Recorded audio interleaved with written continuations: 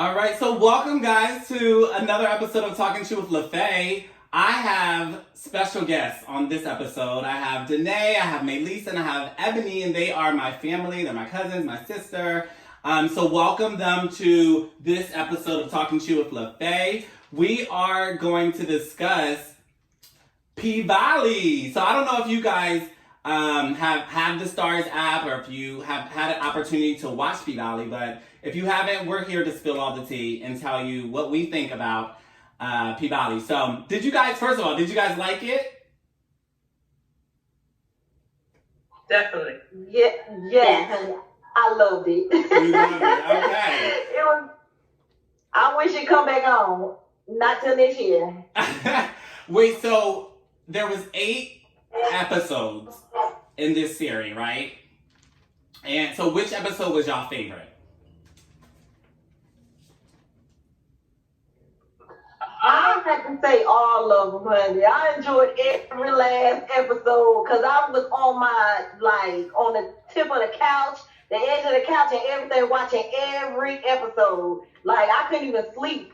Knowing that I had to go to work the next morning, I still couldn't sleep until I watched it. Did you? I forgot, but were you the one that said that you watched it like in one sitting, or did you watch it over a couple days?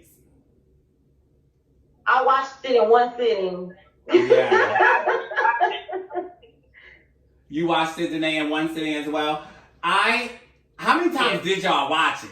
Like, I watched it 4 times. 4 times. 3 times. It was so good. My favorite episode was the last episode because obviously it allowed us to like kind of see what's going to happen next. And like it kept, like you said, it kept us on our toes. Like I can't wait till next year. Like I need to see what happens next, like today. And I watched it 4 times because one, you get to see different things. Every time you rewatch it, I'm like, wait, I didn't see that the first time. And so I had to keep like rewatching it. And it also allowed me to really get to know the characters. So we are going to talk about some of the characters. Let's start with the main character, Uncle Cliff. So he is a hot I love Uncle Cliff. You love him? I love him. Yeah. I love Uncle Cliff. Yes. With his codes, I don't know all of them, but yeah, the codes. Yes, honey, but we know the main one, honey. What is the main one? Ain't no crying in a pain. Rule number 24. Number 24. Ain't no 24.5. 24.5? Is it 24.5? Yes, number 24.5. No crying at the pain. Yes. I know that's right. I also have... I'm gonna do some trivia too. Can we start with trivia before we go into this is what he says. So, but I want to know what scene was it from. Let's see if y'all can help me remember. Watched it 4 times, man. All right, so let's see. Don't tell me it's cornbread when I smell biscuits. Who did he say that to? Was it Autumn? Autumn? Nope. No, Mercedes. Nope. Danae, who was it? I could have. So this is the scene. Was it, not Diamond, but the other bodyguard. I forget his name. It was Mississippi. I was about to say that too. Wasn't it when she was carrying her baby and she had like she got beaten? Yeah. And she told him that she had failed. Ugh. We'll talk about that later. Nobody said nothing about no trivia. See, I always gotta keep y'all on your toes, okay? Now, here's one. Let that stage be your stepping stone and not just tombstone. Mercedes said that to Mississippi? No, he said it to Uncle Cliff. This is all about Uncle Cliff. Uncle Cliff said it to Mercedes. They were having a conversation in that room where they like turn in their money and all that stuff. And another thing, so the same, like in that same scene, they said, he said, I think this was rule number 2. Always know where the exit is. No, always know where the exit is at up in this, because you never know when you gotta turn a window into a door. He said that to Autumn. No, too. He did say that to Autumn too, because I remember her. No, Mercedes said that to Autumn when they was in the locker room and she was about to go. Yes. Supposed to get the money. She was. Okay, Emily. Oh, somebody's been watching. That's nice. Somebody's been watching. So, all right. So, Uncle Cliff, what was your favorite outfit? I love when he was at the end when he was on episode 8 when he was at the club and Lil Murder was rapping. Yes, that outfit was on point. I love when he did his little swoosh when he was dancing. Yes. My favorite outfit. I liked the one when he had the black on. The all black. It was after Sadie's last dance. Did he have the blonde wig? It was like the... Yes. No. It was he had the body chains. No. He had the little, those cowboy type of pants with the cutout in the back. Oh, yes. That all black outfit. He had another all black outfit on with the blonde wig, with the chains, with the like body jewelry. I think it looked like a cat suit or something. He pulled Andre into the VIP room, and I remember. Yeah, I like that outfit. So he was. I wonder what. So the opening scene of P-Valley, we see Lakeisha Savage, and we know that Lakeisha is also Haley, also Autumn Night, and everything, whatever. She pulls the suitcase out of, the river or whatever. I think it was like a flood. And I know what I think it is, but what did y'all think happened?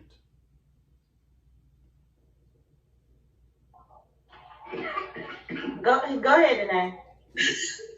I didn't know. I'm not gonna lie, because I was confused at first. Like, I didn't know it was a flood at first until talking about it. I didn't know it was a flood. I didn't know what happened.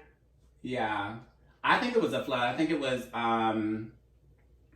the Hurricane Katrina. I think it was after Hurricane Katrina. And later on, but yeah. Say it one more time. Yeah, I think. Later on in the was talking to her ex-boyfriend or ex-husband, she did say it was a flood because the baby died. Yeah, that was so sad. And I think she said she tried to save her, but then she couldn't. God had another plan. She said, I think something like that. So I don't like that she just got to walk in or she got in line to do the $50 challenge, the booty shake or whatever, and she was not dressed, first of all. She was dressed like somebody's secretary. And then she got in, she gave her a discount on a little outfit. I was like, you need to come prepared if you're going to try to enter a contest. What was y'all's thoughts on that? I think I didn't think she was trying to get in contact. I think she was just trying to get in the club, but he wouldn't let her because she didn't have enough. But that was her way to get in. But why did she needed to get in the club? I feel like she needed to get in the club because she probably was already had an agenda because she didn't have no money. So she saw the sign that said, what did it say, amateur night or something like that? Yeah, so she wanted to get some money real quick. Exactly. That's how I feel. And said she was going to win. Yeah, I think she seen that sign, but I don't think she knew she was going to win. But I think she just gave it a chance and was hoping and praying that she was going to win. I felt like she walked in as if she was better than all those other girls, just by the way she was dressed, and she thought she was going to win. I didn't like Well, that's that. what she got out the suitcase. She did correct her when she tried to tell her about her purse. She was like, no. Yeah, she was like, East Saint Laurent. I was like, calm down. I do feel like she did think that she was better than all the girls. I guess from where she come from, and she's used to money. But before the hurricane or whatever, and she was used to money because how her and her husband was scamming or whatever, so they had money. Yeah. So at one point, she did feel like she was better than them. Right. But I agree. she got shut down real quick, though. Okay. So Haley comes into the paint. She gets a job, and now she's faced with Mercedes, the head dancer, who is trying to plan her last dance. And I feel like she was planning this last dance the whole entire series. And I'm like, what is this last dance? So I feel, and I do have friends that's in kind of the industry with clubs and whatever, and I feel like that money is like so fast and they can't get out of it. And I know she had goals, I know she had dreams, and we'll talk about those, but I feel like, how can you leave from getting paid like $1,000 every night or $1,500, whatever the amount is, and the money was so quick. So what are your thoughts on Miss Mercedes? I feel like Mercedes, she had high hopes or whatever, starting her own dance studio and stuff. Mm-hmm. But I feel like she was going to continue to dance just to have that extra income coming on into, but only when she needed to. I don't think she was going to do it every night like she was. Got it. You said Mercedes or Mississippi? Mercedes. Who she said? Oh, okay. I like Mercedes' character. I think Mercedes' character shows, you know how they stereotype strippers? Yeah. And they think they sell booty, because I don't want to cuss. They sell booty and all that. I think, most strippers, well, not most of them, but some of them, they have a goal. I'm a stripper. I'm going to get this fast money. Yeah. But I have a goal. I don't think she's going to go back. I think she really want to be her last dance, but she didn't get around to her last dance. So, I know. She's definitely goal-oriented. She's such a hustler. I love that she was training her. We find out that one of the girls in the little dance troupe, I forget, are those called majorettes? I feel like they are. Well, I don't know at that age if they are. But she was training them. And that's the same thing as that little dance TV show. Same yes. Thing. Yeah, what is it called? Yeah, Dancing Dolls. Yeah, Dancing Dolls. Yes. That. So I think that she was very ambitious. I loved her drive. And I love her sense of, she knew how to read the room in the club and figure out who to go to. I love when you are very determined. You've been in the industry a little bit longer than others. You can teach somebody, but you also can kind of fend for your own. And she had on the table. I'm about to say she can handle herself. Yeah. I like the scene when she made that guy, when she was trying to tell that guy to pick up the money, and he was trying to act like he wasn't going to pick up the money. Mm-hmm. But don't play with me. Don't play with her, period. Okay. Yeah. She's a straight shooter. She says it like it is. She was also telling Keyshawn was like that she's strong. She doesn't care what nobody says about her. I think that's what Keyshawn described, Keyshawn described her as, which we know Keyshawn is, isn't she in, we'll get to her later. But the scene that I really want to talk about that I think changed her character was when she finds out that that her mom steals $20,000 from her. What would y'all do? Like her mama, I don't care. Yeah, who does that? Why would you even do that to your child? That was crazy to me. And her mama got everything that she deserved, honey. Yeah. She did. First of all, I'm not gonna. I don't think I would let my mama put no $20,000 in nobody's church fund just so they can get a loan. You better figure it out on your own. Call Jesus. And that's true because her and her mom wasn't getting along anyway. So why would you give your mama that money anyway to hold? Yeah. You know your mama crooked from the start. I think she needs somewhere to keep the money too. But $20,000 is a lot of money, and I would react like she did. I would have whooped her behind. First of all, I know people that be having that much money. They find other ways to hide their darn money.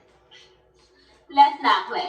You know people know with that money know how to hide their money. Yeah, 100%. Not in the church fund thing.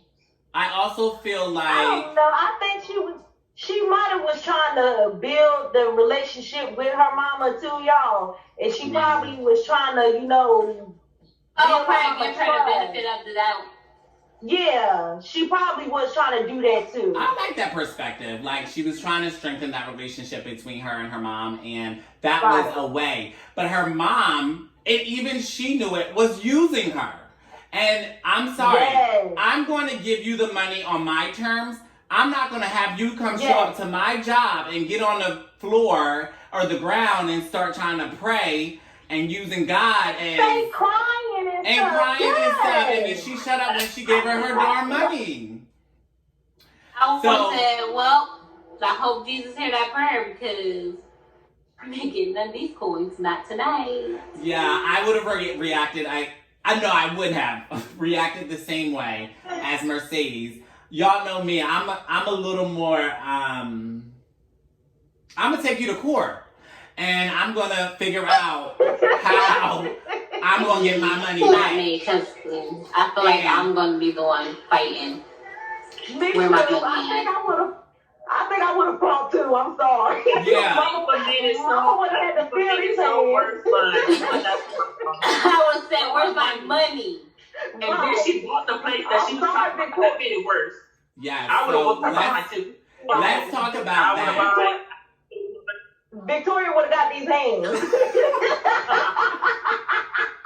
Ooh. Let's talk about her mom vying for the same space that she was. So do we know if her mom knew that she wanted that space? She did. And she did. Yeah.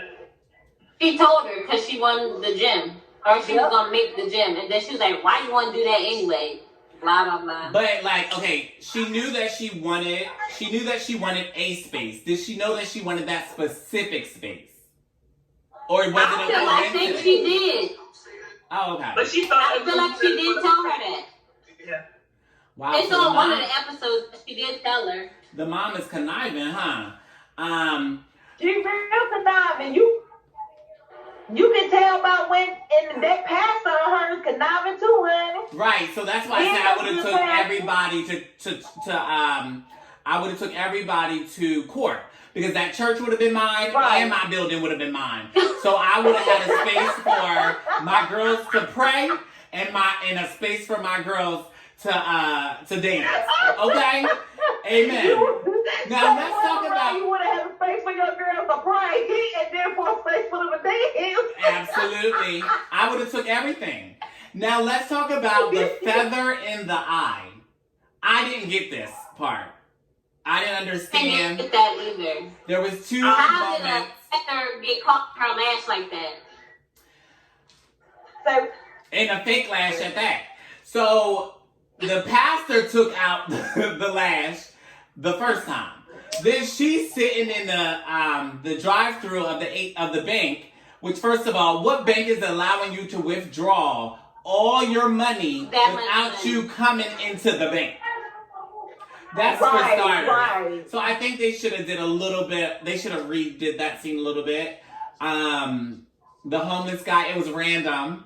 Maybe it's not. I don't live in New Orleans, but I don't know if they would come up to you, throw you a nickel or a quarter, and then a feather ends up in your eye. on your lashes, and she's saying it's a sign from God. Now then, in the next breath, she turns around to the car that's behind her because the car is beeping, and she done cussed the lady out. Cussed the lady out.